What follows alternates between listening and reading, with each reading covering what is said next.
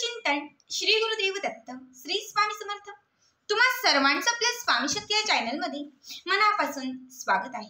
स्वामी तुम्हा सर्वांच्या सर्व चांगल्या इच्छा पूर्ण करोत एवढीच स्वामींच्या चरणी प्रार्थना करते आणि आपल्या आजच्या या नवीन आणि सुंदर व्हिडिओला पुन्हा एकदा नव्याने सुरुवात करते। फक्त आज 12 डिसेंबर बघा, आज वर्षातील शेवटची अमावस्या। खरं तर मंगळवारच्या दिवशी आलेली ही अमावस्या आहे, त्यामुळे या अमावस्याला भौमती अमावस्या असं म्हणतात। जसं सोमवारी जी अमावस्या येते तिला आपण सोमवती अमावस्या असं म्हणतो, तर मंगळवारी आलेल्या अमावस्येला आपण भौमती अमावस्या असं म्हणतो। अमावस्या तिथी ही माता लक्ष्मीला प्रसन्न करण्यासाठी, त्याचबरोबर पितृशापातून मुक्ती मिळवण्यासाठी, दान स्नान ह्या सर्व गोष्टी करण्यासाठी विशेष महत्त्वाची मानली जाते। बघा, अमावस्येच्या दिवशी तुम्ही माता लक्ष्मीला आकर्षित करण्यासाठी किंवा माता लक्ष्मीला स्थिर करण्यासाठी जेवढ्या सेवा आणि उपाय कराल त्या सगळ्याच सेवा या लाखात एक असतात। असं जरी असलं तरी बरेच लोक जे आहेत ते या तिथीचा गैरवापर करतात। बघा, बऱ्याच वेळा अमावस्या जवळ आली किंवा पौर्णिमा जवळ आली की आपल्याला त्रास व्हायला लागतो। बऱ्याच लोकांना अनुभव आला असेल, घरामध्ये वाद व्हायला सुरुवात होतात, घरामध्ये भांडणं होतात, कुठलंच जे काम आहे ते मनासारखं घडत नाही, प्रत्येक कामामध्ये अडथळे येतात।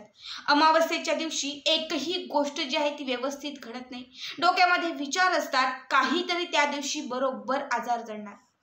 जो दिवस अमावस्येचा असतो किंवा त्याच्या 2 दिवस अगोदरपासून एकतर पोट दुखणार, डोकं दुखणार, काही ना काही विधी ज्याला आपण व्याधी असं म्हणतो हे सुरू होणार।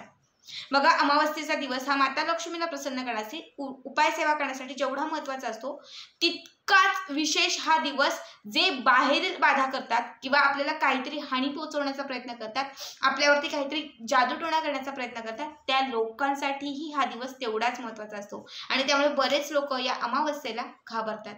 बघा, आजच्या या व्हिडिओमध्ये मी तुम्हाला अशा काही गोष्टी सांगणार आहे की त्या गोष्टींपासून आपल्याला या अमावस्येच्या कालावधीमध्ये लांब राहायचं आहे किंवा या काही गोष्टी आहेत ज्यांचं सेवन चुकूनही आपल्याला या दिवशी करायचं नाहीये।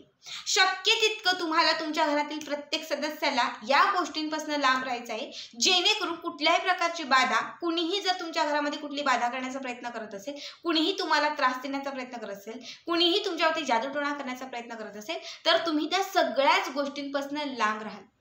बघा, बऱ्याच वेळा आपल्या घरात येणारी प्रत्येक व्यक्ती ही चांगल्याच विचाराने किंवा चांगल्याच मनाने आपल्या घरात येते असं नाही। बऱ्याच वेळा येणारी जी व्यक्ती आहे तिच्या मनात वेगळ्या गोष्टीही असू शकतात। आपली प्रगती झाली, आपला व्यवसाय वाढला किंवा आपण एखादं नवीन घर बांधलं, मुलाचं एखादं बारसं केलं, एखादी मोठी गोष्ट आपण घरात घेतली, गाडी खरेदी केली, सोनं घेतलं की बऱ्याच लोकांना ते बघवत नाही आणि अशा जळाऊ वृत्तीच्या ज्या लोक असतात त्या समाजात असतातच। मग ह्याच लोक आपल्याला हानी पोहोचवण्याचा प्रयत्न करतात, आपल्याला आपल्यासोबत किंवा आपल्या आयुष्यात असं काहीतरी घडवतात की आपली जी प्रगती आहे ती थांबायला लागते। मग प्रत्येक गोष्टीत अपयशाला सुरुवात होतं, मोठ्या प्रमाणात नजर लागते, मग जे दिवस चांगले चालू होते ते सगळे दिवस पलटून जातात, नशिबाचे फासे उलटे फिरायला लागतात आणि मग आपण म्हणतो अचानक असं काय झालं, अचानक माझ्यासोबत असं का घडायला लागलं, तर हाच त्याचा जो परिणाम असतो। बघा, अमावस्येच्या दिवशी तुम्हाला कुठल्याही व्यक्तीने जर पांढरी मिठाई खायला दिली किंवा कुठलाही एखादा गोड पदार्थ खायला दिला तर तो वर्ज्य करावा, अजिबात खायचा नाही। देतानाच सांगा की मला 2 दिवसात द्या, उद्या द्या, परवा द्या, मी खाईन, पण आजच्या दिवशी मला उपवास आहे किंवा मी मिठाई खाणार नाही असं काहीही तुम्ही सांगा, ती मिठाई खायची नाही। समजा जबरदस्ती दिली तर ती मिठाई घरी घेऊन या आणि कुठेही तुम्ही बाहेर फेकून द्या। ही पहिली गोष्ट झाली। त्याचबरोबर अमावस्येच्या दिवशी कुणीही तुम्हाला नारळ दिला, अख्खा नारळ असेल, नारळाचा तुकडा असेल किंवा मग नारळाचा एखादा पदार्थ असेल, तर अमावस्येच्या दिवशी जास्तीत जास्त बाधा ही नारळातून केली जाते।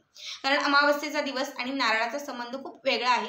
नारळातून कुठलीही बाधा पटकन पकडली जाते, कुठलीही बाहेरील बाधा असेल, तांत्रिक क्रिया ही नारळातून लवकर केली जाते। त्यामुळे जर या दिवशी कुणीही तुम्हाला नारळ दिला तर तो नारळ अजिबात घ्यायचा नाही, कुणीही नारळाचा प्रसाद दिला तर तो प्रसाद देखील तुम्हाला घ्यायचा नाही। ही दुसरी गोष्ट। आता तिसरी गोष्ट अशी आहे ती म्हणजे अमावस्येच्या दिवशी तुम्हाला, म्हणजे आज जी अमावस्या आहे ही कार्तिक अमावस्या आहे। संपूर्ण कार्तिक महिना आपल्याला भरपूर नियम पाळायचे होते, त्यात विशेष म्हणजे खाण्यापिण्याचेही काही नियम होते।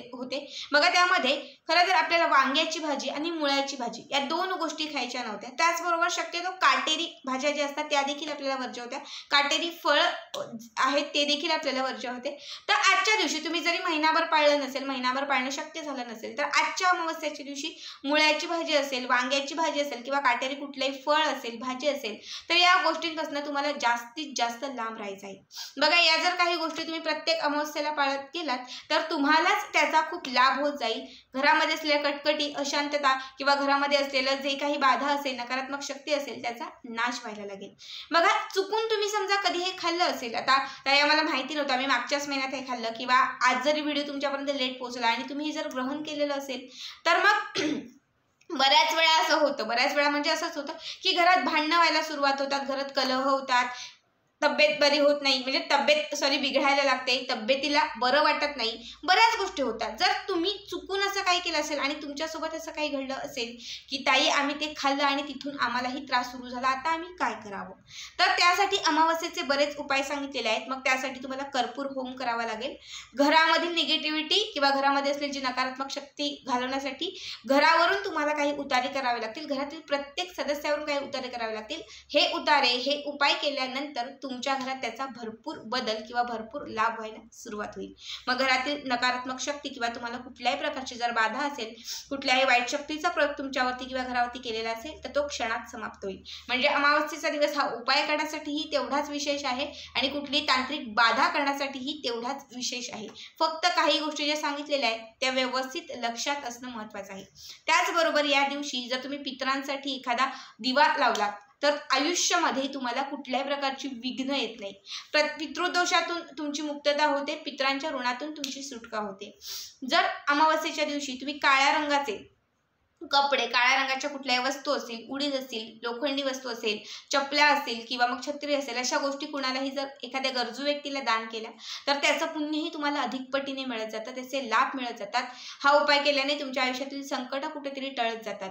अशा छोट्या छोट्या गोष्टी आहेत ज्या आपल्याला अमावस्येच्या दिवशी करायच्या आहेत. पण विशेष असा उपाय होता तो म्हणजे, किंवा आज जी माहिती तुमच्यापर्यंत पोहोचायची होती ती म्हणजे, अमावस्येच्या दिवशी चुकूनही कुणाकडचंच, अगदी शेजारी असेल, घरातला जरी व्यक्ती असेल तरी लक्षात ठेवा, अजिबात आपल्याला पांढरी मिठाई किंवा कुठलेही गोड पदार्थ कुणाच्याच हातचे खायचे नाहीत. उद्या, परवा, एरवा कधीही खाऊ शकता, फक्त अमावस्येच्या दिवशी तुम्हाला या गोष्टी पाळायच्या आहेत. शक्यतो बाहेर जरी जात असाल तर टिफिन घेऊन जा किंवा घरचंच काहीतरी घेऊन जा. हॉटेलमधलं खाल्लं तर खूप वेगळं आहे. अमावस्येच्या दिवशी कोणी जेवायला जरी बोलवलं तरीही तुम्हाला जेवायलाही तिथे जायचं नाही.